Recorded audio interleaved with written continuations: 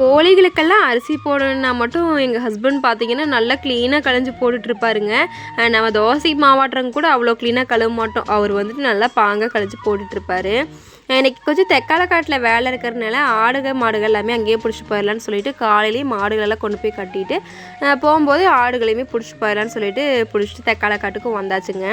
இங்கே என்ன வேலை அப்படின்னு பார்த்தீங்கன்னா ஃபுல்லாகவே காட்டுக்குள்ளே இந்த விசப்பூடு அது எல்லாமே வந்துருச்சுங்க.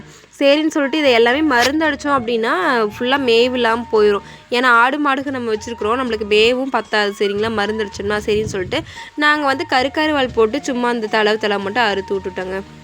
அதுக்கப்புறம் நாங்கள் இந்த வேலை செய்யவே பார்த்தீங்கன்னா அத்தையுமே வந்துட்டு எங்களுக்கு காஃபி போட்டு வந்துட்டாங்க. சரின்னு அதையுமே குடிச்சிட்டு பார்த்தீங்கன்னா அத்தை கொஞ்சம் வேலை செஞ்சுட்டு இருந்தாங்க. நாங்கள் வீட்டுக்கு வந்துட்டோம் சாப்பிட்றதுக்காக.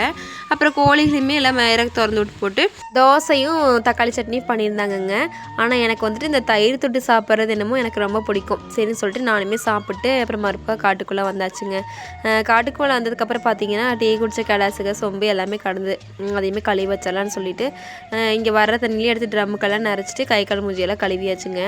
எதுக்கு இந்த ட்ரம் இங்கேயே வச்சிட்டோன்னு பார்த்தீங்கன்னா நம்ம இங்கே தான் மேலே கட்டியிருந்தனால சரி இங்கேருந்து நம்ம வீட்டுக்கு கொண்டு போகணும் தண்ணி கட்டுறதுக்கு. சரின்னு சொல்லிட்டு இங்கேயே தண்ணி காமிச்சு இங்கேயே கட்டிட்டு போயிடலாம் அப்படின்னு சொல்லிட்டு தான் நாங்கள் இந்த ட்ரம்மை இங்கேயே கொண்டு வந்துட்டோம்.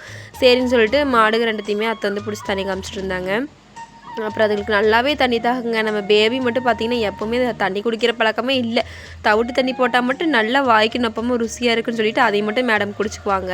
அப்புறம் நாங்களுமே எல்லாமே லைனாக கட்டி வச்சுட்டு பார்த்திங்கன்னா வீட்டுக்குமே வந்துட்டோங்க. வந்தோடனே பார்த்திங்கன்னா நல்லா வெயிலுக்கும் அதுக்கும் எங்கள் வீட்டுக்கார் நல்லா இளநீலாம் போட்டு கொடுத்தாரு. சூப்பராக குடிச்சு முடிச்சாச்சுங்க.